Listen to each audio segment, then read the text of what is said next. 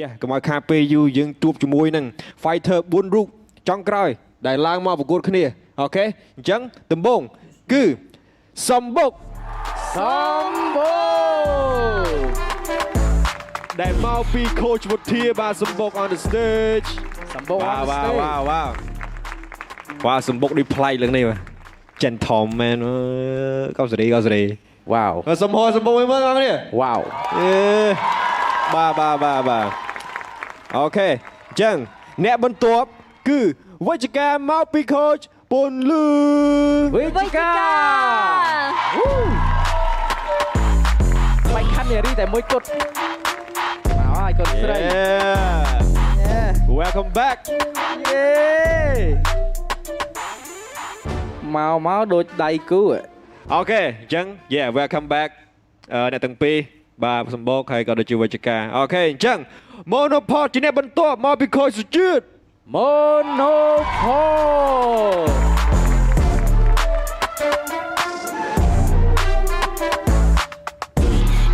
Monopod on the stage អូខេ welcome back Monopod yeah good looking អូខេអញ្ចឹងមកខាពេលយូអ្នកចង់ក្រោយដែលឡើងមកប្រកួតនៅក្នុង pool C នេះគឺរក្សាមកពី coach វុធា Welcome រក្សា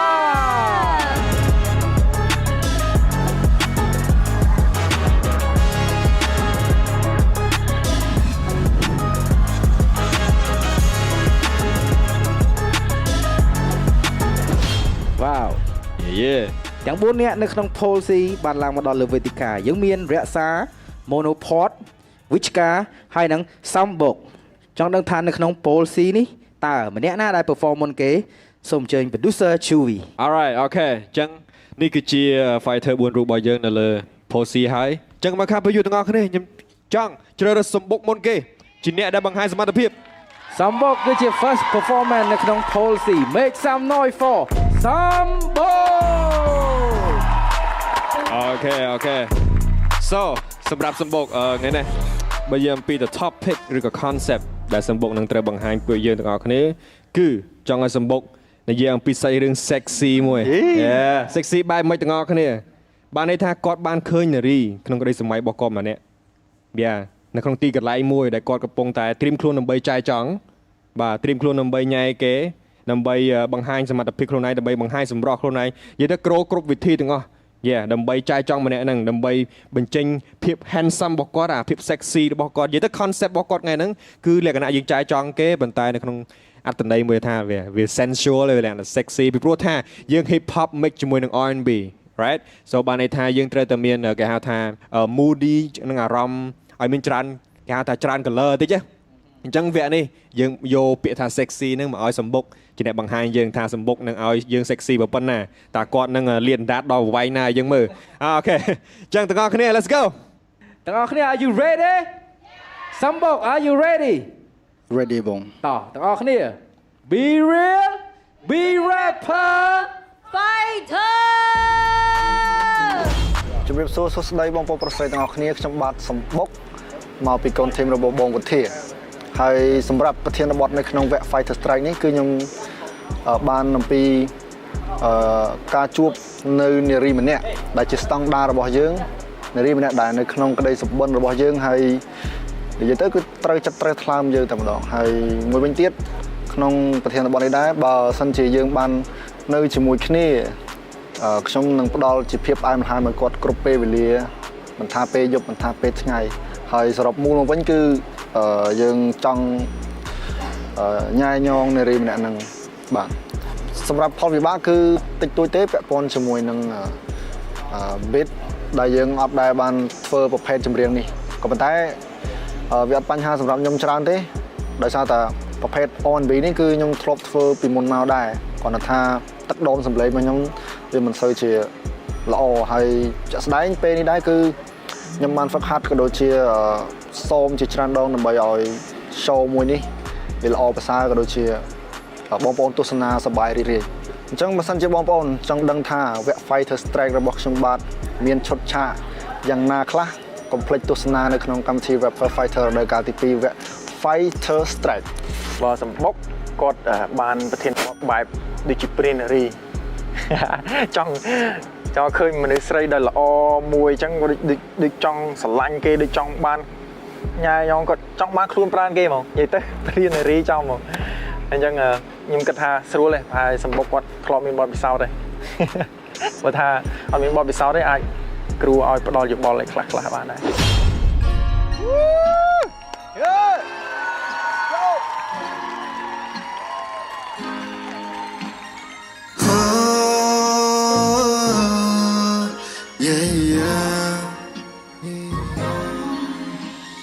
បានជួមហើយនារីក្នុងសូបណ្ដែលខ្ញុំប្រាថ្នាគៀងកើយចង់នេបនិតចិត្តកាយស្ដាប់ភ្លេងពីគេងរួមខ្នើយ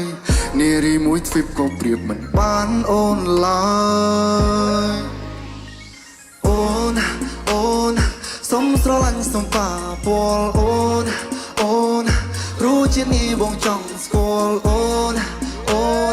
ច្រមមកបងចង់គៀតផ្ពាល់អូនជួបហើយនារីស្តង់ដាជាប់ស្នេហ៍ដូចជាត្រីគៀតថាលួតលវន់ទុនទាំងវិចាគឺស្អាតគួរតែជាប់កណត់ត្រាស្នាមញញឹមប្រំប្រៃពាំពាក់ press ផ្ពាល់ប៉ោងដូចជាផ្លែប៉ះមើលអូនពេកភ្នែកចង់លបតដូចគេខ្វះចង់ខិតចិត្តទៅកាត់អោបចង់កាសអូនព្រាវដូចកូនក្រមុំទេពអំសឈុតនាងពាក់ឆាតគ្រប់ពណ៌ស័ក្តិសមនឹងអលង្ការលំអជានារីកម្រ sexy ហើយតនសម័យលេងខ្លួនក៏ស៊ីវិល័យយប់នេះសូមឆៃឆេតែមិនឈិនឆៃបង្កើតអារម្មណ៍រស់រាលតែមិនរំរាយបានជួមហើយនារីក្នុងសូបណ្ដែលខ្ញុំប្រាថ្នាគៀងកើយយំនេះសូមផ្ញើខ្លួននឹងអូនហើយអូនសុំស្រឡាញ់សុំប៉ាពាល់អូនรู้ជានេះបងចង់ស្គាល់អូនច្រមមកបងចង់គៀតផ្ពាល់អូនបបោមាត់ក្រហមសំដីមានទឹកដងភពផងដូចបវកញ្ញាតាប្រណាមិនចង់ថ្នមនេះវងជូនផ្កាមួយតងឲ្យស្នេហ៍យើងស្រស់បងប្រងស្រដូចជីវ៉ាកលេចត្រង់ណាក៏ឃើញកន្លែងតំណងវ៉ាសនូនយល់ព្រមចុះកងត្រាប្រកបចិត្តប្រកបខ្លៅយកបងជាស្នេហាបងនឹងផ្លោតភាពផ្អែមល្ហែមហូរហែតែមិននន់ហូរទឹកនេត្រាយោអនថាយកនេះទៅជាបើយើងនៅតែពីរអ្នកមិនដឹងល្អយ៉ាងណាភ្លើងស្នេហ៍ធ្វើឲ្យបងចិត្តសឿងឃ្លានក្រេបក្រូចលឿងមិនមែនក្រូចឆ្មាអូនសុំស្រឡាញ់សុំប៉ាពាល់អូនรู้ជានេះបងចង់ស្គាល់អូនច្រមមកបងចង់គៀតផ្ពាល់អូន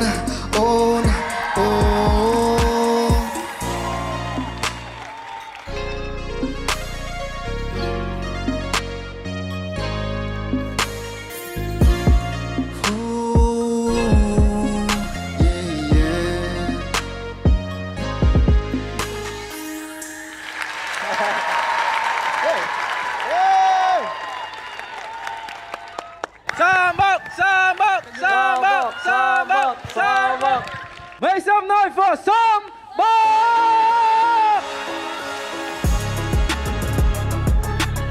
សូមសម្លេងហោឲ្យទួស្អីមកយើងមួយទៀតមក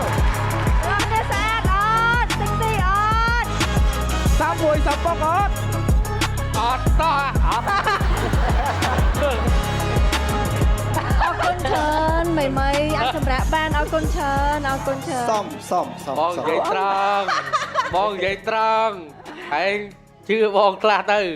យ៉ាមើល DJ ឆេអត់ច្រឡំ យើបងទៅសម្បុកអើយក្រោយផ្ទះស្រីស្អាតសិតតែភ្នោអ្នកក្លាហាន អត់ជឿ អូខេបន្ទាប់ពីសម្បុកបានបង្ហាញជាមួយនឹងសូរបស់សម្បុកហើយអញ្ចឹងចង់ដឹងពីចំណាប់អារម្មណ៍របស់ខូចសុំជើញ ម៉ាចង់និយាយ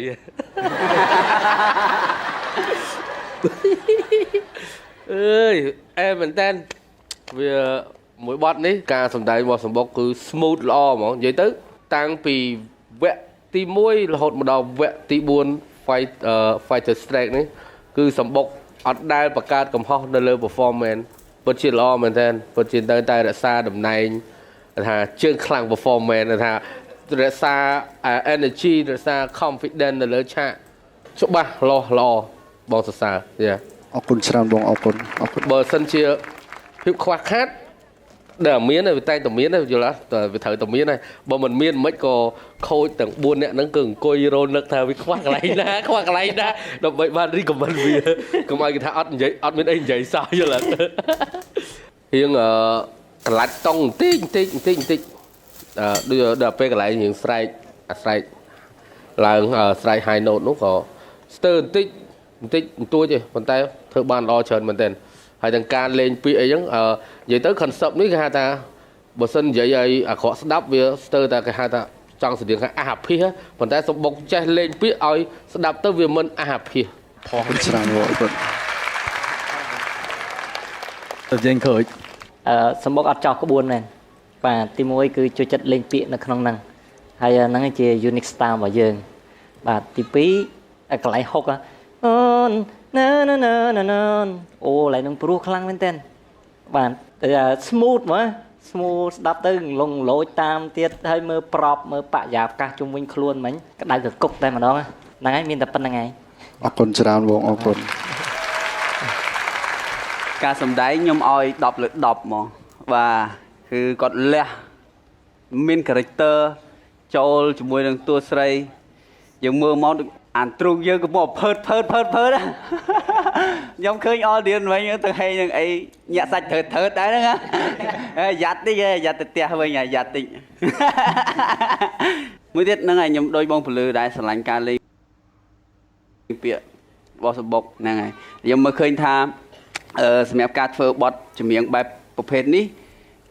យើងទាមទារឲ្យយើងចូល mood ដាក់ flow rap melody ឲ្យវា sexy តាមពាក្យរបស់យើង you know ក៏ប៉ុន្តែអ្វីដែលខ្ញុំបានស្ដាប់មិញគឺសំបុកនៅខ្វះខាតកន្លែងហ្នឹងបានន័យថាយើងភ្លេចគិតពី mood ដាក់ melody ទៅតាមភ្លេងពេកទៅវាបាត់ mood អា sexy ហ្នឹងបាទប៉ុន្តែមិញខ្ញុំឃើញថា melody វាចឹងដដែលវាធ្វើឲ្យវាបាត់ mood sexy នៅក្នុងហ្នឹងបន្តិចចឹងយេជូនពរបងយេ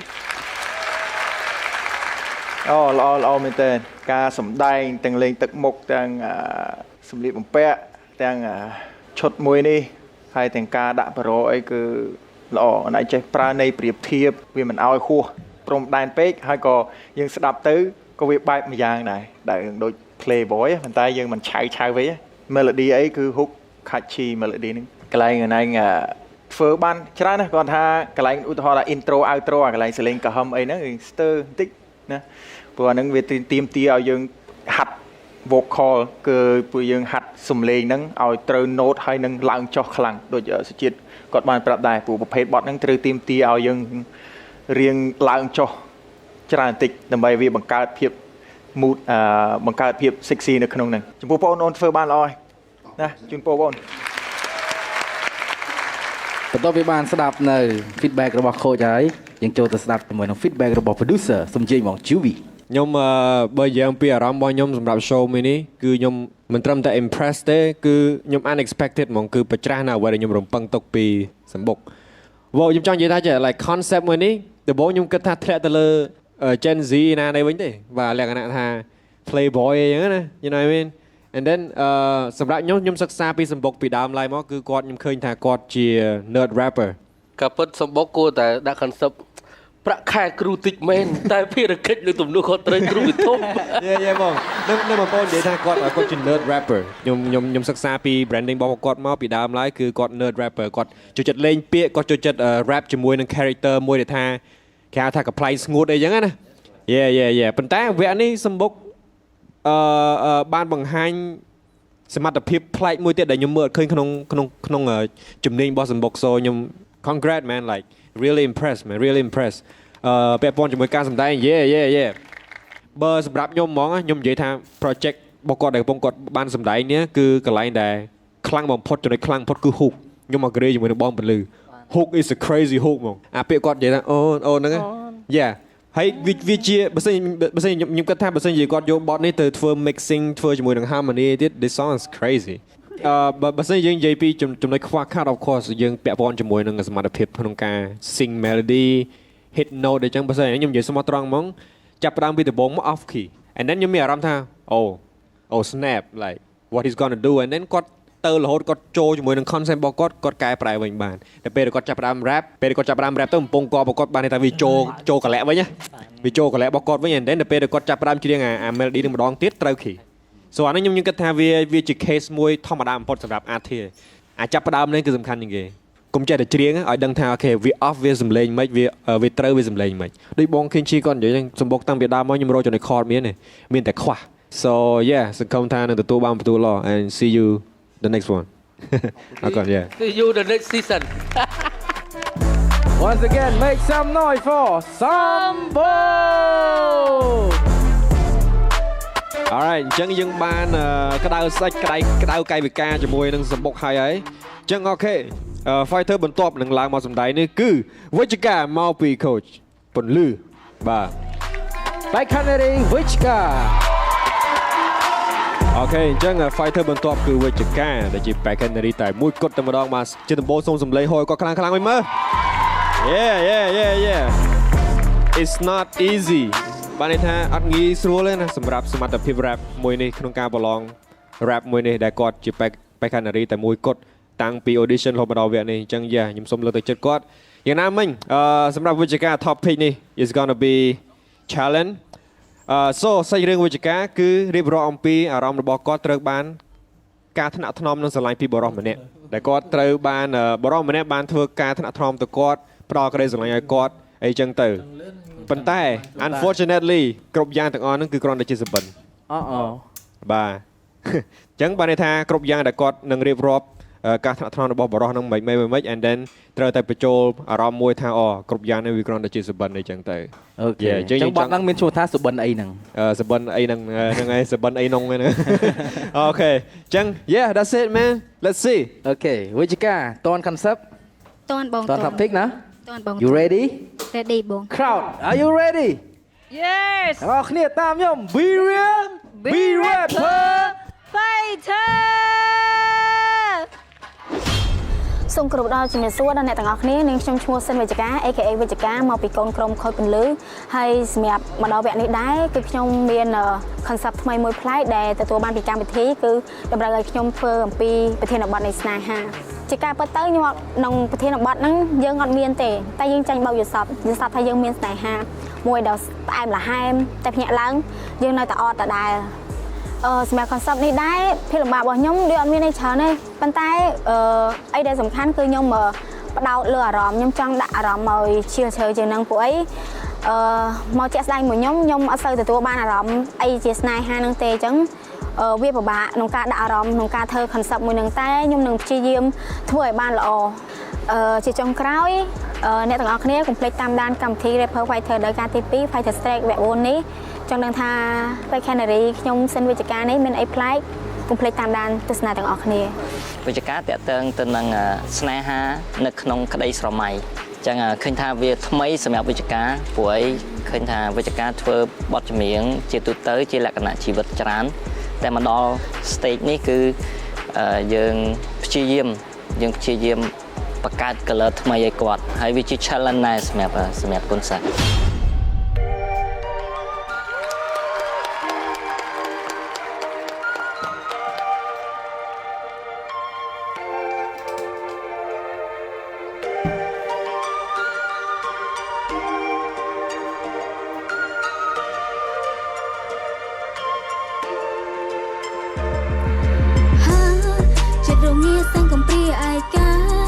ផ្លាស់ប្ដូរបន្ទាប់ពីជួបរៀមរាស្នេហាមកចូលក្នុងជីវិតស្រីជីវិតអូនប្រែទៅជាស៊ីជុំពូនៅពេលនេះចង់ប្រាប់ថា I love you need you នៅជិះក្បែរអូនរាល់ថ្ងៃស្នេហាសផនផ្លូវចិនស្រីពីមុនអូនជីផ្កានៅគ្មានន័យបានចុះខ្លាំងមកផ្ដោតតម្លៃអូនគ្រប់វេលាកាន់ដៃអូនមកមនុស្សគេគ្រប់គ្នាអរគុណវាស្នាបានជួបគ្នាពុំងាយចាប់បន្លឺរាស្មីដួងតារានៅលើវេហាទាំងអស់គឺជាសរសៃអូននឹងបងគឺជាគូស្នេហ៍ស្មងលើផែនដីជីវិតត្រូវជាមានន័យរូបស្រីនៅក្បែរពុំអោបជឿនជុំជឿនប្រៃយេគេស្នាប់សិតដូចជាកស៊ូបងព្រៀបបានដូចជាកំណៅមកអោបកាន់ទឹកហូបឡើងភ័យ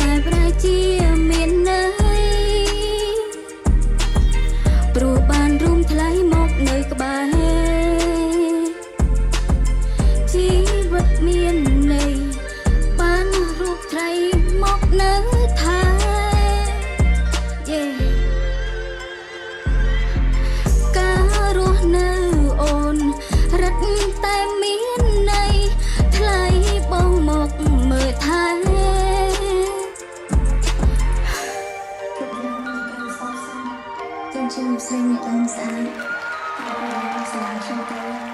តែខ្ញុំសង្ឃឹមថាខ្ញុំបានជួបស្នេហ៍ទៅក្នុងជីវិតទៅចុះខ្ញុំពិតជាឯកាពេកហើយឯកាពេកហើយ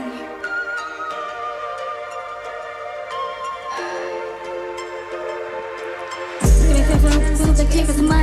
ជីវិតឯកាពេកឲ្យខ្ញុំយល់សពទាំងថ្ងៃហើយអ្វីក៏មិនឆាប់ភ្លឺដែលប៉ុណ្ណឹងមិនលុយត្រីខ្ញុំមិនចាំមិនបានស្នេហ៍ប៉ាត់នៅក្នុងសពបានមានថ្មីការជំនឿស្រីដែលមិនស្អាតសិនពិបាកម្លេះទេពីភពនៃបេះដូងស្នេហាពិតគ្មានទេកន្លែងសម្រាប់ទំនេរមនុស្សគ្រប់គ្នាតែងតែប្រាថ្នាចង់បានស្នេហ៍ខ្ញុំពិតជាឯកានិងចង់បានមនុស្សអ្នកមកមើលថែ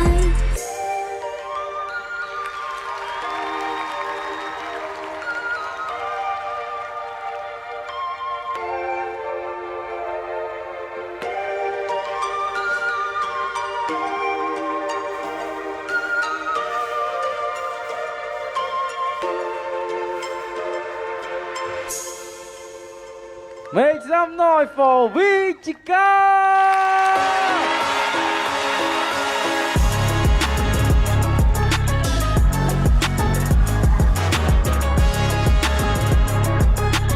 មិនដែរកូនស្រីបន្ទាប់ពី perform ហើយអីធូរណាធូរអូខេអញ្ចឹងយើងទៅស្ដាប់ពីមតិយោបល់របស់ខូចយើងទាំងអស់គ្នា Let's go ហើយដែរវិជ្ជការថ្ងៃនេះ អត់អីទេបង មាន confident អត់នៅក្នុងការសម្ដែងខ្លួនឯងមានណាតែស្ទាក់បងអូខេចូលបងឃើញថាបន្ទាប់ពីសម្ដែងហើយបងអូនមានអារម្មណ៍ថាដូចជា lose confidence ជាមួយនឹងខ្លួនឯងក៏ប៉ុន្តែអីទេដោយសារតែបទចម្រៀងដែលបងអូនធ្វើមកគឺតម្រូវតាមប្រធានបទ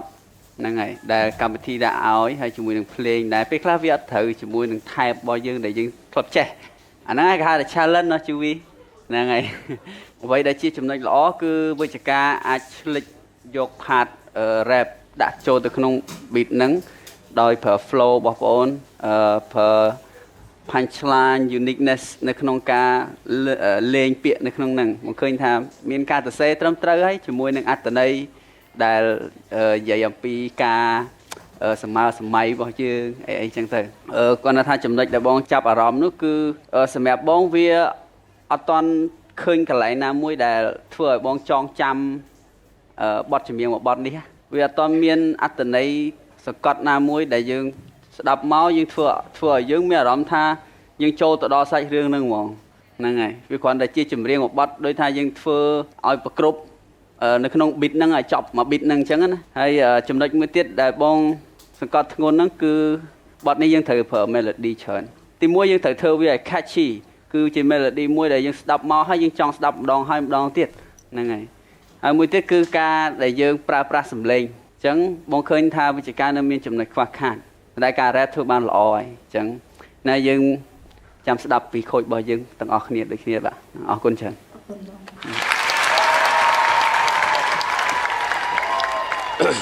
សម្រាប់បងថ្ងៃនេះវិជ្ជការធ្វើអត់សូវបានល្អទេ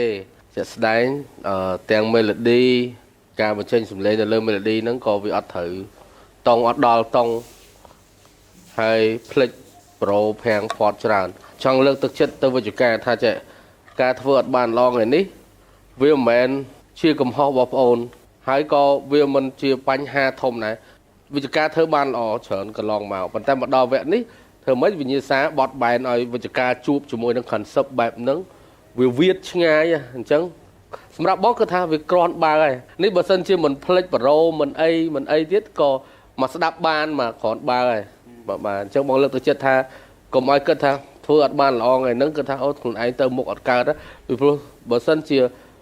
អូខេជាប់ឬធ្លាក់អានេះបងលើកទៅចិត្តថាយើងត្រូវឲ្យស្គាល់ពីខ្លួនឯងហ្មងយល់អត់មិនមែនចាំបាច់ថាត្រូវនិយាយចាំបាច់ត្រូវតែចេះច្រៀងអូនស្រឡាញ់បងស្រឡាញ់អូនស្រឡាញ់បងចេះច្រៀងស្អីគេអួតលុយអួតឡានអីត្រៀលជើស៊ីអីហែបសបាយបានអាចប្រឡូកនៅក្នុងវិស័យនឹងបានទៅមុខបានទេយល់អត់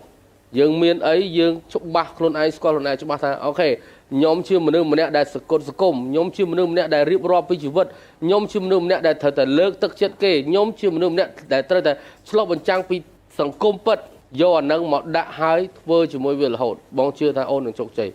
មើលអា King Chi អត់ដែរទេ King Chi នៅតែហើយថាជីវិតវាវក់វីនៅតែនិយាយពីជីវិតទេប៉ុន្តែបងអាចឈរនៅទីនេះបាន វិជ្ជការបើសិនជាវគ្គនេះអត់អាចបន្តទៅបានពីព្រោះមានកំហុសយ៉ាងច្រើនណាត្រូវតែស្គាល់ពីខ្លួនឯងច្បាស់ខ្លួនឯងបកកែអីធ្វើនៅឲ្យខ្លាំង ទាំងអស់ដែលបងចង់និយាយគឺ King Chi គាត់បានបកស្រាយឲ្យទាំងអស់ហើយអញ្ចឹងបងមានតែសូមសរសើរដល់បងអូនផ្ទះនេះឆ្ងាយឃើញគ្នាខំមែនតើខំទាំងទៅសេទៅថត producer ថាអត់ត្រូវហើយនៅយើងនៅទ្រាំដល់យប់ជ្រៅទៅថត2 3 ដងនៅតែទៅថតដដែលហើយបងឃើញគេថាការតស៊ូនិងការព្យាយាមរបស់បងអូននេះពិតជាគួរឲ្យសរសើរមែនបងលើកទឹកចិត្តឲ្យបងអូនចំពោះថា performance ថ្ងៃនេះចាត់ទុកថាវាមិនមែនជា type របស់បងអូនដែលបងអូនត្រូវបត់បែនបានណាកុំគិតថាអន់ចិត្តខ្លួនឯងពេលដែលធ្វើមិនបានល្អក្នុងពេលនេះអីចឹងស៊ូស៊ូ គុណបងហ្នឹងហើយសិតតែជាដំបូងមានល្អបាទពីខូចយើងទាំង3គាត់និយាយនេះគឺមានន័យជ្រៅខ្លាំងមែនតើក្បោះក្បាយដល់ថ្នាក់បងខ្លួនឯងបងអត់មានយោបល់អីតែម្ដងចង់ផ្ដល់ទួនាទីនេះឲ្យទៅខាង producer វិញបាទ បាទអូខេបន្ទាប់ពីស្ដាប់នៅមតិយោបល់របស់ខូចហើយសូមអញ្ជើញ producer បងជូវី បាទអរគុណវិជ្ជការដែលបាន entertain ពួកយើងនៅក្នុងវគ្គនេះហើយបងចង់ប្រាប់វិជ្ជការគុំគិតច្រើនពេកគុំ overthinking គុំផ្ដោតសម្ពាធឲ្យខ្លួនឯងគុំគេហៅថាគុំហាត់លើខ្លួនឯងពេកទាំងអស់គ្នាមើលឃើញការខិតខំប្រឹងប្រែងរបស់វិជ្ជការច្បាស់កន្លែងមក 100% គឺជីវិតរបស់ឯងតស៊ូខ្លាំងបងមានតែពាក្យមួយគឺទៅសើជាភេទស្ត្រីមិនប៉ុន្តែក្នុងខ្លួនរបស់គាត់គឺជាស្ត្រីមួយដែលក្លាហានខ្លាំងអ្នកទាំងអស់គ្នាមិនមែនស្រួលទេនៅក្នុងជន់ឆាកនេះមួយមិនមែនថាខ្ញុំចេះ rap ខ្ញុំចេះអីខ្ញុំចង់ rap ចង់អីចេះជន់បានណូជាង 2000 ទៅ 3000 អ្នកគ្រាន់ដាក់ពាក្យមកហើយគាត់អាចមកឈរនៅកន្លែងនេះបានអញ្ចឹងមិនធម្មតាខ្ញុំគិតថាពីចំណុចដែលខ្វះខាតឬក៏ចំណុចគេហៅថា mistake អីof course នៅក្នុងវគ្គនេះវាជា challenge មួយពិបាកសម្រាប់វិជ្ជការបងជឿដូចបានបងក៏បានប្រាប់ចឹងមនុស្សយើងមិនមែនកើតមកចេះគ្រប់យ៉ាងនេះក៏មិនមែនកើតមកចេះបត់បែនបានគ្រប់ស្ថានភាពបានដែរ challenge គឺជា challenge ហើយការប្រឡងគឺជាការប្រឡងអញ្ចឹងណាបងចង់ឲ្យវិជ្ជការយល់ថាអូខេតើថ្ងៃនេះខ្ញុំរៀនបាននេះខ្លះអញ្ចឹងពីមួយជំហានទៅមួយជំហានរបស់យើងក្នុងជីវិតជាពិសេសគឺអាជីពជាអ្នកសិល្បៈ do it more don't do it again អញ្ចឹងយ៉ាងណាមិញសម្រាប់វិជ្ជការថ្ងៃនេះបងឃើញchallenge មួយនេះគឺវាពិតជាពិបាកសម្រាប់វិជ្ជការប៉ុន្តែវិជ្ជការបានបង្រៀនឲ្យពួកយើងមើលឃើញថាវិជ្ជការជាអ្នកខិតខំប្រឹងប្រែងប៉ុណ្ណាដូចបងវិធីគាត់និយាយចឹងការដាក់បន្ទួក្នុងការតាក់តែងនិពន្ធអូននិពន្ធបានល្អហើយបងហ៊ាននិយាយមកគឺការនិពន្ធពាក្យជួនឬក៏ក្នុងការ rap ក្នុងការអីមានសមត្ថភាពទៅគាត់ថាឡើយអា melody ហ្នឹងវាមិនមែនជាជំនាញទេអញ្ចឹងបងសង្ឃឹមថាថ្ងៃក្រោយពេលដែលវិជ្ជការធ្វើបទមាន melody is better អូខេបង្ហាញពិភពលោកថាវិជ្ជការជាអ្នកណាគេបង្ហាញពិភពលោកថាខ្លួនជាស្ត្រីខ្មែរមួយរូបដែលជន់ industry មួយនេះឲ្យវាដើរអូខេ so បងគិតថាវិជ្ជការក៏មាន fan ដែរបងមើលឃើញឡើង fan ឡើងអីមានគេ comment គេស្រឡាញ់ច្រើន so keep it you know ប្រាប់ខ្លួនឯងថា don't be scared ហើយប្រាប់ខ្លួនឯងថាខ្ញុំមិនខ្វល់ថាណាគេនិយាយសំខាន់ធ្វើជាខ្លួនឯងដូចបង King Chi ក៏និយាយអញ្ចឹង you know what I mean so also to Make some noise for Vichika អូខេអញ្ចឹងអ្នកទាំងអស់គ្នាបានស្ដាប់ហើយក៏បានទស្សនាសាច់រឿងស្នេហារបស់វិជ្ជការហើយថាគាត់បានត្រឹមតែសុបិនតែម្នាក់ឯងអញ្ចឹងទៅ1 2អូខេតោះអញ្ចឹងកុំឲ្យខាតពេលយូរយើងមកស្ដាប់សាច់រឿងបន្ទាប់ពីបេក្ខជនបន្ទាប់គឺឈ្មោះថារក្សាមកវាឃើញវិទ្យារក្សា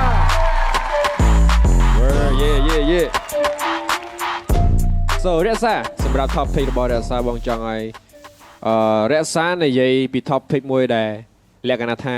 can I say sorry លក្ខណៈថាឲ្យបងសុំទោសបានទេហើយតែបងឲ្យបងសុំទោសបានទេបានន័យថារក្សាគឺជាមនុស្សប្រុសម្នាក់ដែលអត់កែ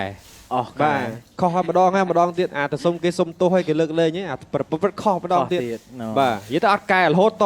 ចង់ក្រោយគេទៅបាត់យកហើយបានចាប់ដើមអង្គុយសួរខ្លួនឯងអង្គុយសួរទៅមើលថាឲ្យបងសុំទោសបានទេអូខេរក្សា are you ready Yes crowd are you ready Yeah when I say rapper you say fighter rapper Fighter rapper Fighter តោះទាំងអស់គ្នា be real Be rapper Fighter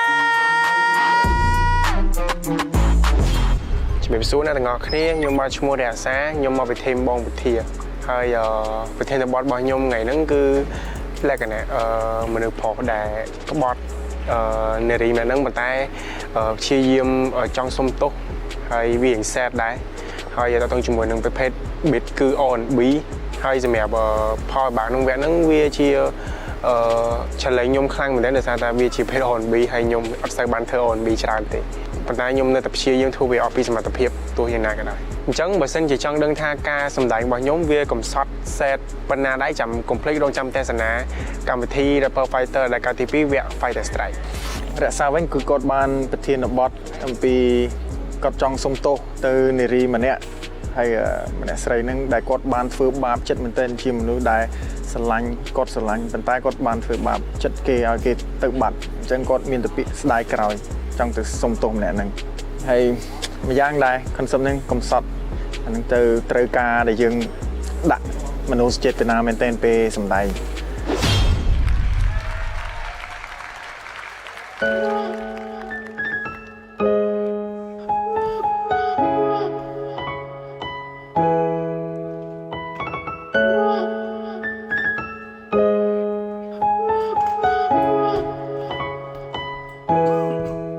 បងចាត់ទុកអូនព្រៀបបានដូចជាលបែងអូនឈឺម្នាក់ឯងបងមិនចេះកែខ្លួនដៃស្ដាំបងឆាតនឹងស្រីផ្សេងចំណែកឯដៃឆ្វេងមកជួបទឹកភ្លេចស្ងួនបងលួងអូនមិនដែរជាពីចិត្តក៏ព្រោះតែបងគិតថាអូនអត់បងមិនបានតែពេលនេះគ្រាន់តែពាក្យសុំទោសក៏បងមិនអាចនិយាយទៅកាន់កលយាន baby បងជាអ្នកខទុំមើលអាក្រក់ទាំងអស់តែបងមុនខ្ទេចខ្ទីយំញីប្រែទៅជាខ្សោកក៏ក្រគ្រាមុនបងជួយមួយផ្លែដឹងខ្លួនហើយតែសួរបើសិនជាមានឱកាសបងនឹងបដូរផ្លាស់មិនចង់ឃើញអូនសែបងអាចមានឱកាសថែអូនម្ដងទៀតបានទេទោះបីពេលមុនគុំហៅបងលើលួចំពោះមានមេ please can I say sorry for you my baby ទ្រាំឲ្យអូនហូរទឹកភ្នែកដូចទន្លេបងយកពីសន្យាមកគ្រាន់តែជាលេះបងតែងតែកិច្ចវេះពេលរករឿងឈ្លោះយកអ្នកដទៃសំខាន់ជាងសង្សារវងវែងនឹងតណ្ហាបងជាប្រុសទូរយួរបងអាត្មានិយមគិតតែពីខ្លួនឯងអូនហត់នឹងហួងហែងបណ្ដោយឲ្យវាហួរពេលអូនអត់តបងធ្វើអីលែងគិតប៉ះពាល់ដល់ផ្លូវចិត្តឲ្យអូនមានរបួសបងមិនដាច់ព្រោះពីសំឡេងញោមយំមកទង្វើក្បត់បងឲ្យអូនក្រំក្នុងស្នេហ៍ប្រុសព្រានជីវិតដូចជាប់ត្រង់ទឹកភ្នែកដែលហូរសក់វាធ្វើឲ្យអូនលិចលង់ស្រីច្រើនអ្នកដែលខ្ញុំមករាប់ភ្លេចផ្កាច្រើនតងដែលខ្ញុំបានកុំតិចពាក្យបោកពុកពេញតិចតិចនៅជួបអូននៅថ្ងៃរះជួបគេនៅថ្ងៃលិចអាឡូជប់តាក់តមកខ្ញុំទៀតខ្ញុំឆ្អែតចិត្តហើយបានហើយប៉ុណ្ណឹង Baby បងជាអ្នកខទង្វើអាក្រក់ទាំងអស់បែងដូរមុនខ្ទេចខ្ទីញោមញីប្រែទៅជាខ្សោកកក្រគ្រាមុនបងជួយមួយផ្លែដឹងខ្លួនហើយតែស៊ូលេបើសិនជាមានឱកាសបងនឹងបដូរផ្លាស់មិនចង់ឃើញអូនផ្សេងបងអាចមានឱកាសថែអូនម្ដងទៀតបានទេទោះបីពេលមុនគុំហុំបងលើលួចំពោះមានមេ Please can I say sorry for you my baby ធ្លាប់ឲ្យអូនហូរទឹកភ្នែកដូចទន្លេបងចង់ឲ្យពេលវេលាត្រឡប់ថយក្រោយឲ្យបងបានអោបស្រីពាក្យសុំទោសបងប្រើរកមិនអស់ពេលនេះវាហាក់ដូចគ្មានន័យតែបងនៅតែចង់សុំទោសទៅស្រស់ពីស័យប្រុសម្នាក់នេះទើបដឹងខ្លួនខុសនឹកអូនទាំងយប់ទាំងថ្ងៃគ្រាមុនអូនជាអ្នកចាត់បងជាអ្នកឈ្នះផិតក្បត់នឹងមុខស្ងួតទ្រូងចំពេកដូចគេវាអូនសឹងមិនចាប់ជីវិតដែលសត្វតែចិត្តបងមានអ្នកយ៉ាងណាសិនបងហួចជីវិតតែចង់ឲ្យបងមកផ្ទះជួននឹងស្រីស្រាបេះដូងមិនប្រេះស្រាបមុនឈឺចំលែងចេញយីសងរំលែបថ្នាំដែលបងនេះវាឈួនគូក្បាលមិនចេះចាំពេលនេះអូនទៅបាត់ទៅឲ្យបងនៅរងកម្ម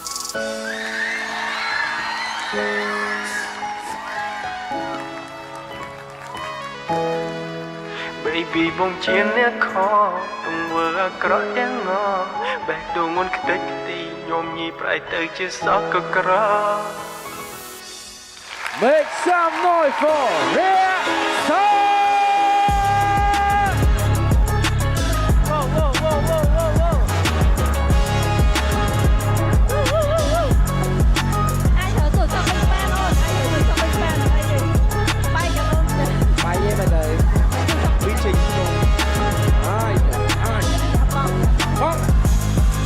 តើយើងមកស្ដាប់ទេយោបល់របស់គោលរបស់យើងសូមជួយគោល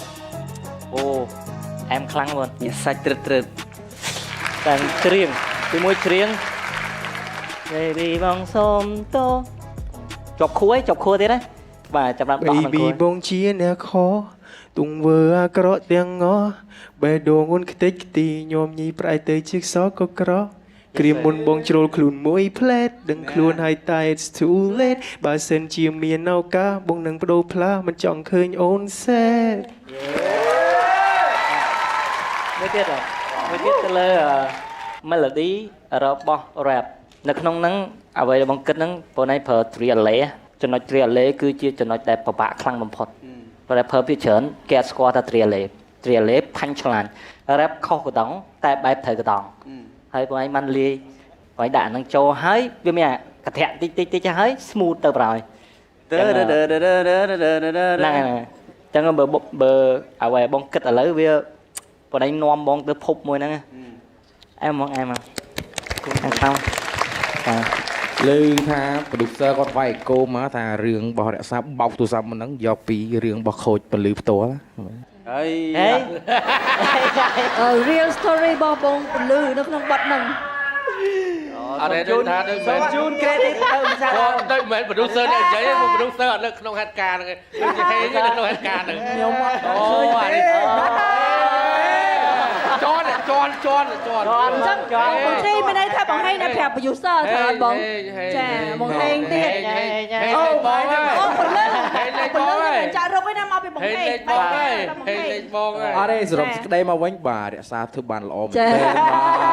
ហេងលេខបងបែរគ្នាក៏មិនថាជួបបងហេងអញ្ចឹងចេះតែដើរនិយាយពីនេះពីនោះអញ្ចឹងណាជ័យមែនរក្សានេះគេហៅថាមនុស្សលោបហ្មងលោបតាំងពីវគ្គទី1លបតែសាហាវហ្នឹងហើយរហូតមកដល់វគ្គ4ពីមួយវគ្គទៅមួយវគ្គគឺឲ្យវាថាជាប់ស្ងាត់ឈ្នះស្ងាត់បងឲ្យ10លើ10គ្រប់យ៉ាងទាំងអស់ហ្មងគុំមិនសរសើរមិនបានបើខ្ញុំនិយាយសរុបទៅស្រុកខ្មែរយើងអត់តន់ឮ type R&B ណាដែលធ្វើចេញមកវាស៊ីអារម្មណ៍បែបហ្នឹងអាភ្លេងមិញហ្នឹងអូបាក់ធ្វើតែបងឯងធ្វើទាំង melody ទាំង rap ទាំង parole និយាយទៅស៊ីខ្ទេចអស់ហើយវាចូលក្នុង concept ទាំងអស់ហ្មងហើយខ្ញុំមិនចាំបាច់មើលការសម្ដែងផងឯងនៅលើឆាកឯងមិនបាច់មើលប្រប់មិនបាច់មើលអីខ្ញុំបិទភ្នែកតែខ្ញុំបិទភ្នែកខ្ញុំស្ដាប់សំឡេងបងឯងជាមួយ play ហ្នឹងវាចូលហើយខ្ញុំសម័យឃើញរូបភាពហ្មងអាហ្នឹងបានគេហៅថាបទចម្រៀងបងប្អូនមិនចឹងទេបងប្អូនគ្នាអូតោះប៉ុណ្ណឹងបានហើយលយអូមិននឹកស្មានទេតែពីមួយវគ្គទៅមួយវគ្គបងអូនបានអភិវឌ្ឍខ្លួនពីមួយចណ្ដើទៅមួយចណ្ដើឡើងទៅឃើញថាដល់វគ្គនេះគឺបងអូនអត់ធ្វើឲ្យបងខកចិត្តអរគុណបងតែមិនបងស្រាវពេលចូលតួពេកអាអួលខ្លាចជើតាក់ឆ្លក់ទឹកមាត់មកគាំងបងតែមិញអាកតុយមិញដូចឃើញយំទៀតបាទយំមែនតើមានអត់បងអត់ទេធ្វើដែរអូឡើយមិញថាយំមែនតើមកឡើងបន្ទុកបាត់ហ្នឹងថែមមកបន្ទុកបាត់ឯមិញហ្នឹងបាទបងដោយសាររឿងហ្នឹង inspire ពី coach ខ្ញុំមកអញ្ចឹងគាត់បរៀនខ្ញុំសម្ដែងបានល្អយេទៅដល់ឧទាមអើយអូដល់ទៅដល់ coach បាត់ហើយចាអូខេអត់អីក៏សិនអស់បងរំភើបចំពោះការ performance មួយនេះទាំងអត្ថបទទាំងការច្រៀងទាំងលើកដាក់សំឡេងទាំងអស់ហ្នឹងគឺ the best បង the best បងអញ្ចឹងបងមានបងនិយាយចុងក្រោយអូនឯងអាចមានសមត្ថភាពជាប់ទៅជាមួយកូនក្រុមបងដែរ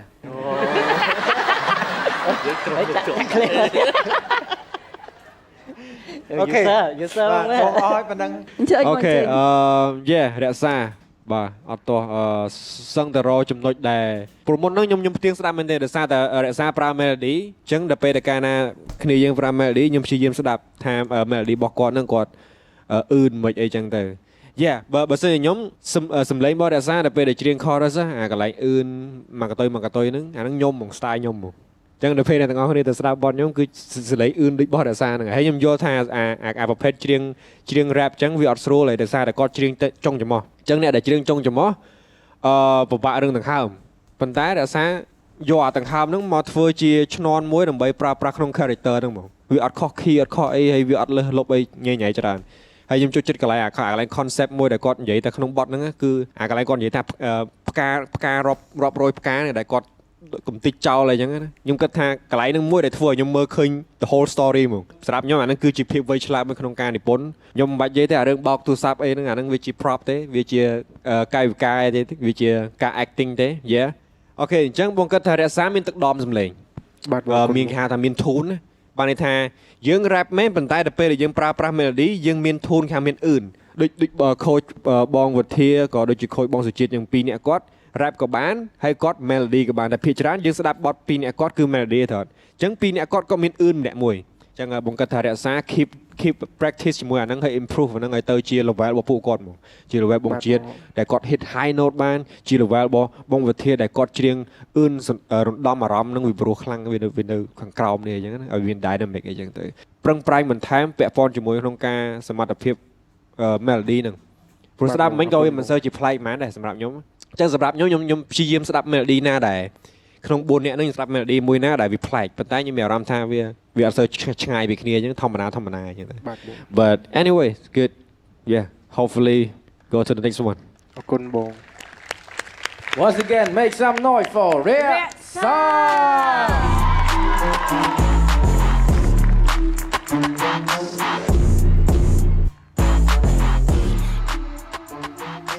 អូខេអញ្ចឹងអ្នកទាំងអស់គ្នាក៏បានទស្សនាក៏បានស្ដាប់ឬក៏បានមើលទស្សនវិជ្ជារបស់ concept របស់រក្សាដែលថាគាត់ជា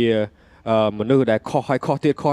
បាទគាត់ថាទោះជាគាត់ខុសម្ដងទៀតគាត់នៅសុំទោសដែរបាទពាក្យសុំទោសរបស់គាត់ហ្នឹងគឺចាក់ដោតខួរគាត់តែម្ដងបាទ forever អូខេអញ្ចឹងយ៉ាងណាមិញយើងសល់បេក្ខជនចុងក្រោយជា fighter ចុងក្រោយនៅក្នុង pool C មួយនេះបាទអញ្ចឹងស្វាគមន៍ Monopod មកពីក្រុមសុជាតិ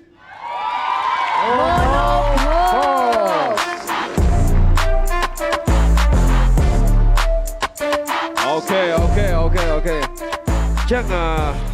សម្រាប់ topic របស់ Monopod បងចង់ឲ្យ Monopod និយាយអំពី friendship បើយើងអាចនិយាយបានថាគឺជាមិត្តភាពរវាងមិត្តភក្តិជិតស្និទ្ធមួយដែលយើងរាប់អានគ្នារាប់ខែរាប់ឆ្នាំមកហើយប៉ុន្តែដោយសារតែការនាំពាក្យដោយសារតែមជ្ឈដ្ឋានជុំវិញខ្លួនដោយសារតែរឿងហេតុណាមួយវាកើតឡើងនៅក្នុង friendship នោះវាខ្លាយទៅជាសត្រូវវាខ្លាយទៅជាគេហៅថាខ្នាក់ខ្នែងគ្នាវាខ្លាយទៅជាកាប់ចាក់សម្លាប់គ្នា whatever you want to talk លក្ខណៈបែបហ្នឹងនិយាយទៅយើងនិយាយពីមិត្តភាពមួយដែរបាទមិត្តភាពទៅមិត្តទៅខ្លាយជាសត្រូវវិញតន់ Monopod topic you ready បង yeah ទាំងអស់គ្នា ready Yes ទាំងអស់គ្នា be real Be rapper fighter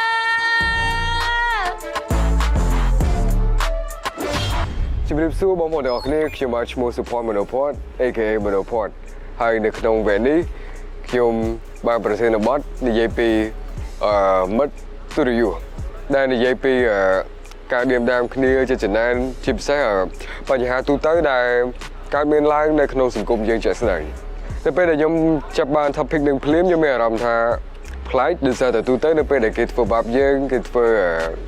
ក្រៅដាក់យើងគឺយើងមានអារម្មណ៍ខឹងតែនេះយើងបំលែងវាទៅជាខឹងដែរប៉ុន្តែបែបលក្ខណៈរៀងសេតរៀងកាត់ទុកតិចតួចបើសិនបងប្អូនដែលជា fan របស់ខ្ញុំចង់ដឹងថាខ្ញុំសម្ដែងបានល្អយ៉ាងណានៅលើឆាកនោះសូមកុំភ្លេចរងចាំតាមដានទស្សនាទាំងអស់គ្នាMonopod ក៏ទទួលបានប្រធានបទមិត្តភាពសម្រាប់ចង្វាក់ R&B វាត្រូវជាមួយនឹងថែបរបស់ខ្ញុំក៏ប៉ុន្តែសម្រាប់កូនសិស្សគឺថ្មីសម្រាប់ពួកគាត់ព្រោះអីពួកគាត់អាចចាត់ទុកថាគាត់ប្រកែកហាង rap ជាងប៉ុន្តែទទួលបានការសម្របសម្រួលពីខ្ញុំបានច្រើនអញ្ចឹងហើយយើងចាំមើលទាំងអស់គ្នាថាការសម្ដែងរបស់គាត់យ៉ាងម៉េចដែរ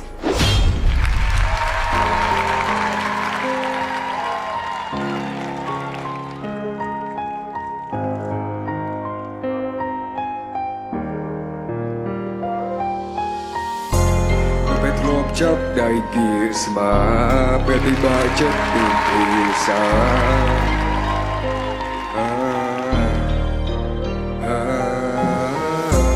មកពេលធ្លាប់ចាប់ដៃគៀស្មាពេលទីបាចិត្តពីភាសាក៏បានចិនដិនស្និទ្ធស្នាលគ្រួសារបើជាពេលពលជ្រុលពេលរេជាសុថានណាមិនធ្លាប់ជួបរឿងនេះចំណងមិត្តភាពបែកបាក់ជាពេលកតាក្រៅខ្លួនផ្លេចកត្រារីឬមួយចិត្តក្នុងខ្លួននៅរត់នៅធ្វើបាបនេះ It's hard for me hard to see Please Tell you all my secrets something ខ្លាចជាប្រធាននៅបាត់សម្រាប់គេជិតជែងវែកយើងលត់តែផលដែលទុកចិត្តពេកចង់ក្រោយមុខស្លោះសោកភ្នែកទៅ ដឹងខ្លួនថាត្រូវគេក្បត់ទំនុកចិត្តទាំងដុលយកទៅដុតយកយកពីមុខសុំចែកក្រោយកដងរបួសពេញខ្លួនមិនដឹងប្រមាណដងមកតែធ្លាប់ចាប់ដៃគៀស្មាពេលពិបាកចិត្តពីភាសា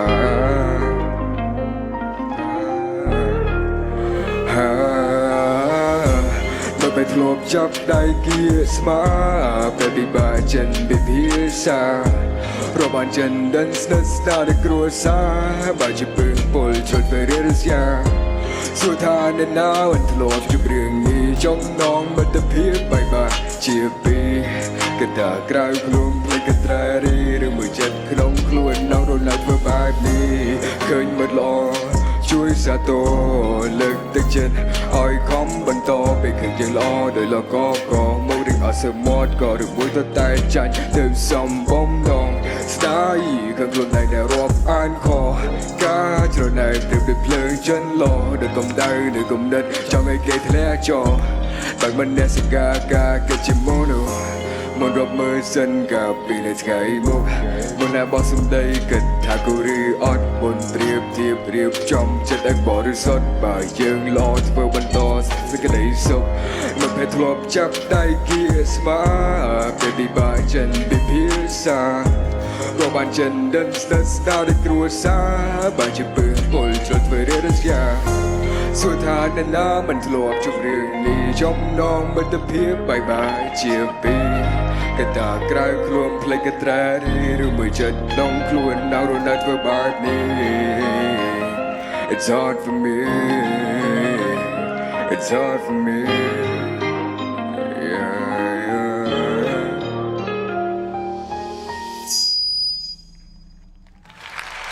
Make some noise for Mono Paul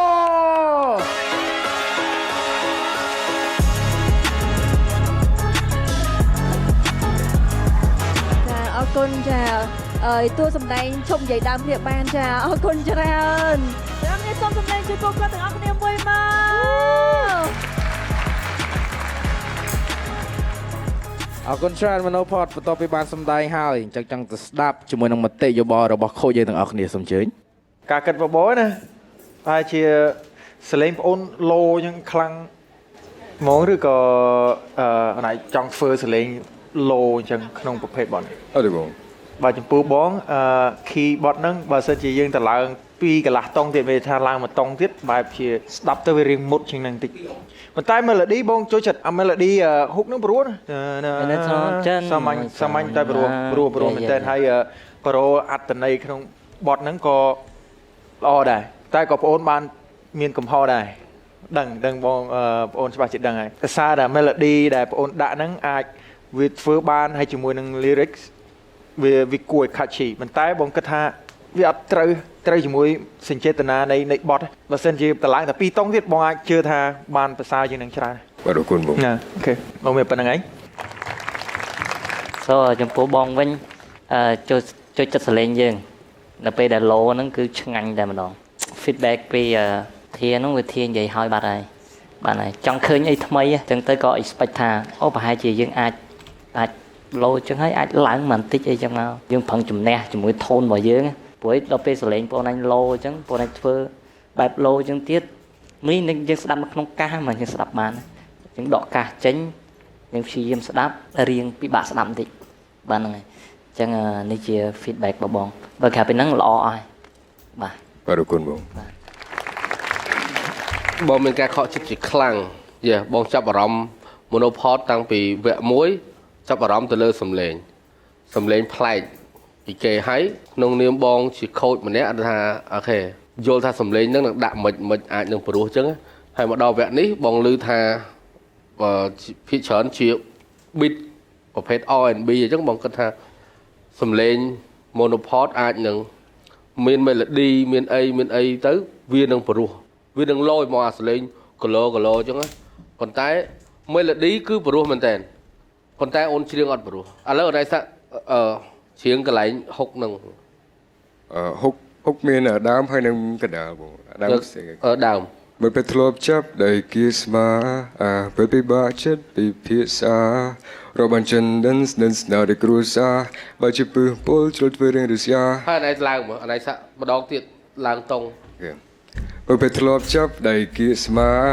เปิดไปบาชัดไปเพีย ដូរ สา ឡើងតង់ឡើងអើយធ្វើមែនតើមិនធ្វើលេងសើចមួយបងចង់ឲ្យធ្វើមែនតើមិនធ្វើសើចទេ เมื่อไปทลบจับได้กีสมาเปิดไปบาชัดไปเพียสาเราบันจันดันส์นาได้กรูซาบาจิปืนโพลจดเวรงริษยาสุดท้ายนั้นนะมันทลบจุบเรื่องนี้ ហេឃើញព្រោះហ៎សុថាណាព្រោះប្រសលេងហ្នឹងវាស៊ីមួយអញ្ចឹងហ្មងយល់អត់បត់មិញបើសិនជាណៃរៀបតង់ហ្នឹងឲ្យត្រូវមកហើយចាំយកអាសលេងដែលធម្មជាតិយើងនិយាយហ្នឹងមករ៉េបក្បាលបន្តិចអីចឹងទៅមិញណៃតម្លាក់ឡូក្រោមទាំងអស់យើង record វិញអានេះអាសលេងយើង back up low ហ្មងយល់អត់មកក្រោមទាំងអស់ដល់ពេលចឹងទៅស្ដាប់អត់បានហ្មងយល់អត់សូម្បីតែការ perform អនឯងដើរ roll ចុះអនឯង rap បដាចឹងដៃអនឯងទៅអញ្ចឹងរហូតពិសាកាយវិការយល់អត់គួរថាបើគេតាក់ទងនឹងសម្ដីនិយាយចឹងអីណាចឹងយល់អត់សូម្បីតែដើរក៏ដូចអត់មានអារម្មណ៍នឹងខ្លួនដែរអត់មានចង្វាក់នៅក្នុងខ្លួនណានេះបងនិយាយត្រង់ คนให้ก็สมตัวเลยบ่ ហ្នឹងហើយគាត់ពួកគាត់និយាយដូចអ្វីដែលបងចង់និយាយដូចគ្នាហើយការសមម្សិលមិញក៏បងបានប្រាប់ហើយដែរតើតើមួយចំណុចទាំងអស់ហ្នឹងតែនេះយើងព្យាយាមអស់ពីសមត្ថភាពយើងហើយហ្នឹងហើយបាទប៉ុណ្ណឹងបើសម្រាប់ខ្ញុំចង់ឲ្យគាត់ show off អាសលេងគីឡូហ្នឹងឯងបានន័យថាអាហ្នឹងគឺជា uniqueness របស់monopod ហើយអាហ្នឹងគឺជាអត្តសញ្ញាណរបស់ខ្លួនឯងខូចរបស់យើងគាត់និយាយបានន័យថាគួរតែមាន part ខ្លះដែលយើង show off អាសលេងហ្នឹងឲ្យអ្វីគេខុសថាគេប្លែកគេថាជុំដល់ពេលឡើងតង់ទៅព្រោះណាហ្នឹងហើយ show off អាសលេងហ្នឹងជាមួយនឹង high note ដែលខ្ពស់តែអានេះបងចង់និយាយថាក៏ជាកំហុសរបស់បងដូចគ្នាដែលបងអត់បាន suggest ឲ្យខ្លួនឯងធ្វើអាហ្នឹងហើយនៅក្នុងវគ្គនេះព្រោះអានេះមនុស្សផតសេមកមិនគឺខ្ញុំឲ្យគាត់ follow តាមខ្លួនឯងទាំងអស់អត់មានបានកែហ្នឹងហើយថាជា coach ម្នាក់យើងអត់បានគិតដល់ចំណុចហ្នឹងបើខ្ញុំគិតថាប៉ុណ្ណឹងវាល្អគ្រប់គ្រាន់អញ្ចឹងណាសម្រាប់ការ perform មួយទៀតគឺយើងមានការមិនច្បាស់លាស់ជាមួយនឹងខ្លួនឯងអត់ន័យថាយើងអត់ដឹងថាយើងកំពុងធ្វើអីឥឡូវហ្នឹងហើយអត់ដឹងថាតើអត្តន័យបទចម្រៀងយើងហ្នឹងយើងកំពុងនិយាយពីអីមានអារម្មណ៍ថាខ្លួននៅហ្នឹងមិនតែចិត្តយើងវានៅកន្លែងផ្សេងប៉ុន្តែមានគេហៅថាអំណោយទានច្រើនមកមែនតើប៉ុន្តែមកថាបងឯងមិនមានតែប៉ុណ្្នឹងទេប៉ុន្តែបងឯងមានសមត្ថភាពលើសហ្នឹងខ្លាំងបងចង់និយាយប្រាប់បងឯងប៉ុណ្្នឹងទេទោះបីលទ្ធផលមិនក៏ដោយអរគុណច្រើនបង I know you got it bro អរគុណច្រើនបន្ទាប់ពីស្ដាប់នៅមតិយោបល់របស់ខូចហើយសូម Monopod ទៅស្ដាប់នៅមតិយោបល់របស់ producer Yuvi ជាដំបូងមកចង់ឲ្យ Monopod accept ទទួលយកពាក្យពេចន៍របស់លោកគ្រូយើងទាំង4បាទបងគិតថាមិនងាយបានទទួលពាក្យពេចន៍ទាំងអស់នេះទេហើយក៏មិនងាយបានទទួលសម្ដីត្រង់ពីលោកគ្រូដែរបាទអញ្ចឹងបងមើលឃើញថា Monopod គាត់មាន identity សម្លេងរបស់គាត់មួយដែលប្លែកអញ្ចឹងបងគិតថានេះជាអំណោយទីមួយជា gift មួយសម្រាប់ artist ដែលមិនមានណាគេអាចតងាយបានណាព្រោះ artist ច្រើនដែលគាត់ចង់ rap សម្លេង golo សម្លេង low គាត់ថាសម្លេង low frequency អាសម្លេងគេហៅថាសម្លេងនៅ intro គេហៅ chest vocal មិនងាយបានទេអ្នកខ្លះខំប្រឹងធ្វើអានឹងដើម្បីឲ្យវាចេញមកប៉ុន្តែ Monopod like naturally ហ្មងហើយសម្លេង Monopod គេហៅថាសម្លេងអឺរ៉ុបបើនិយាយស្មោះត្រង់មកសម្លេងអឺរ៉ុបបើថាច្រៀងអង់គ្លេសវិញឆ្ងាញ់ផ្អែមហ្មង quality នៅក្នុង show បាញ់មិញនេះគឺ zero សម្រាប់បង honestly ប៉ុន្តែគាត់ថាសមត្ថភាពក្នុងការតាក់តែងនិពន្ធ yeah that's good ពីព្រោះខ្ញុំ expect ថា Monopod ប្រើ melody ខ្ពស់ព្រោះខ្ញុំ expect ខ្ញុំអង្គុយ pray មកថា please drop that please go higher បានន័យថាដាក់មកពីព្រោះមិញឆ្លៀកដែរលក្ខណៈថាដើរមកដល់មុខខ្ញុំនេះមានអាកន្លែងមួយឡើងបន្តិចដែរប៉ុន្តែដល់ពេល go back to chorus Monopod ធ្វើ low frequency ហ្មងហើយខ្ញុំនិយាយទៅស្មោះត្រង់ហ្មងពិបាកស្ដាប់ដល់ពេលដែលយើងឮពាក្យថាបងខ្ញុំស្ដាប់បានទេអានឹងឈឺណា and don't worry កុំ overthinking កុំបៀមទុកនៅលទ្ធផលថ្ងៃហ្នឹងវាមិនខ្ញុំចង់ឃើញមែនទែនខ្ញុំចង់ឃើញពីដែលចាប់កម្មវិធីនេះទៅខ្ញុំចង់ឃើញ Monopod ចេញជា a single track ឬក៏ចេញចម្រៀងដែល proof ពួកខ្ញុំ wrong ចាប់កម្មវិធីនេះទៅរាប់ខែរាប់ឆ្នាំខ្ញុំអត់ឃើញទេខ្ញុំសុខចិត្តបំភ្លេច Monopod ចោលពី industry មក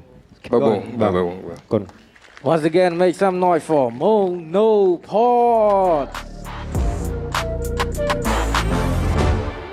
អូខេអ្នកទាំងអស់គ្នានៅក្នុងសប្តាហ៍នេះអ្នកទាំងអស់គ្នាបានទស្សនាជាមួយនឹងការបង្ហាញសមត្ថភាពរបស់ Pulsi ដែលមានសមាជិករហូតដល់4នាក់ដែលជាបេក្ខជន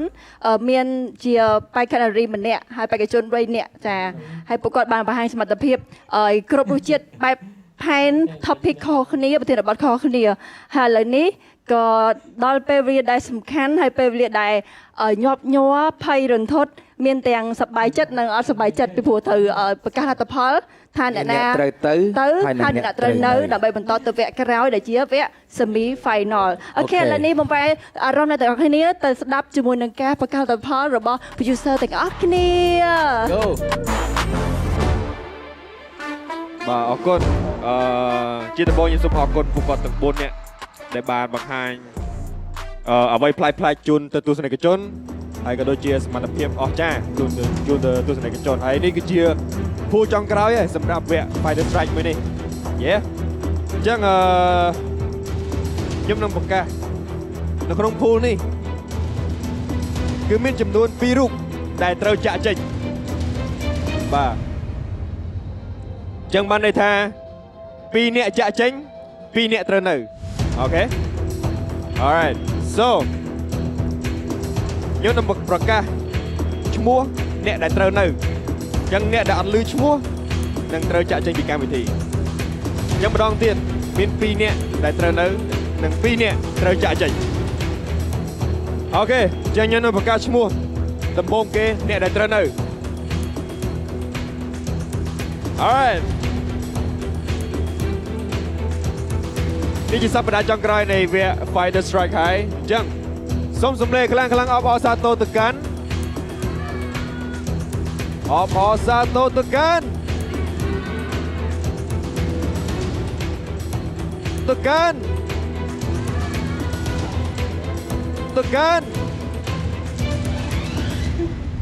សូមសម្លេងខ្លាំងៗទៅកាន់ Reza អបអរសាទរទៅដល់ Reza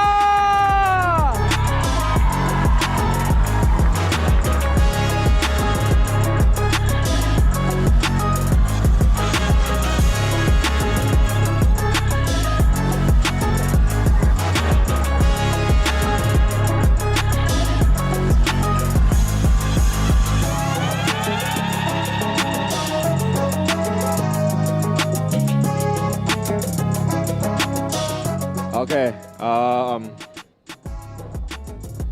អញ្ចឹងយើងនៅសល់តែម្នាក់ទេអ្នកដែលត្រូវនៅប៉ុន្តែមុននឹងបង្កើតលទ្ធផលខ្ញុំសូមនិយាយការលើកទឹកចិត្តឲ្យពួកគាត់ថែមបន្តិច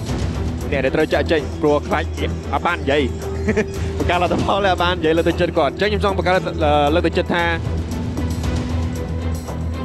អានេះគ្រាន់តែជាវិញ្ញាសាដូចយើងប្រឡងមុខវិជ្ជាមួយអញ្ចឹងវាធ្លាក់មកមុខហ្នឹងវាមិនបញ្ហាវាមិនធ្លាក់ទាំងអស់ក្នុងឆាកជីវិតយើងទេអញ្ចឹងខ្ញុំចង់ឲ្យពេលដែលចាក់ចេញពីកម្មវិធីទៅគឺត្រូវតែបន្តធ្វើមិនអាចឲ្យខ្ញុំអត់ឃើញបានទេយេអានេះខ្ញុំចង់ទាញបសន្យាមកខ្ញុំថាពេលដែលចេញទៅគឺត្រូវធ្វើឲ្យខ្ញុំមើលបើខ្ញុំអត់ឃើញគឺខ្ញុំបំភ្លេចចោលហើយណាយេអូខេអញ្ចឹងអ្នកដែរអាចបន្តទៅវគ្គក្រោយបានគឺ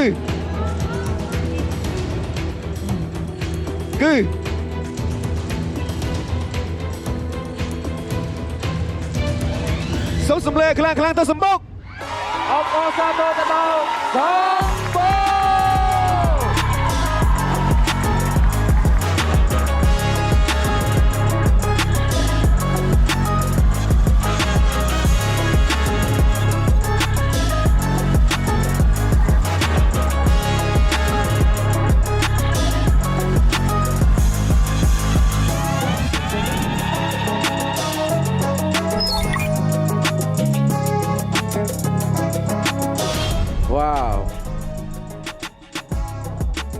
Pulsi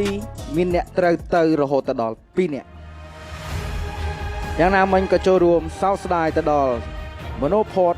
ហើយនិង Wichika Monopod ហើយនិង Wichika គឺជា fighter 2រូបដែលមានភាព unique សំឡេង unique និងជាបេក្ខនារីតែមួយគត់នៅក្នុងកម្មវិធី Rapper Fighter រដូវកាលទី2ជាចុងក្រោយនេះមានពាក្យពេចន៍អ្វីនិយាយទៅកាន់ coach ក៏ដូចជាទស្សនិកជនក៏ដូចជាអ្នកគាំទ្រសូមជឿ ជាដំបូងខ្ញុំសូមអរគុណជាខ្លាំងដល់បងសុជាតិដែលបានផ្ដល់ឱកាសឲ្យខ្ញុំហើយសូមអរគុណទៅដល់លោកគ្រូទាំង3រូបនិងបង producer ដែលបានផ្ដល់ដំបូន្មានដ៏មានតម្លៃឲ្យខ្ញុំផងដែរបាទហើយនេះជាជំហានដំបូងដែលខ្ញុំមកឆ្នាំក្រោយនឹងឃើញអីដែលថ្មីពីខ្ញុំទៀតបាទបាទ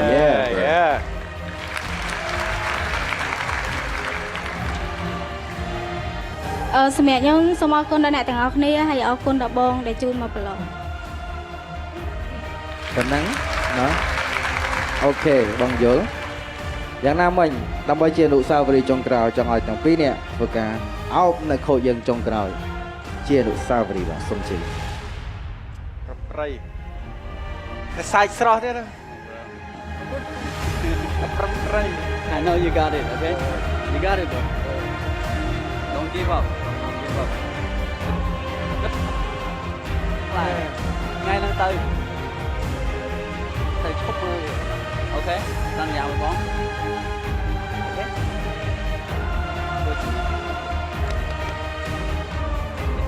Okay, see you.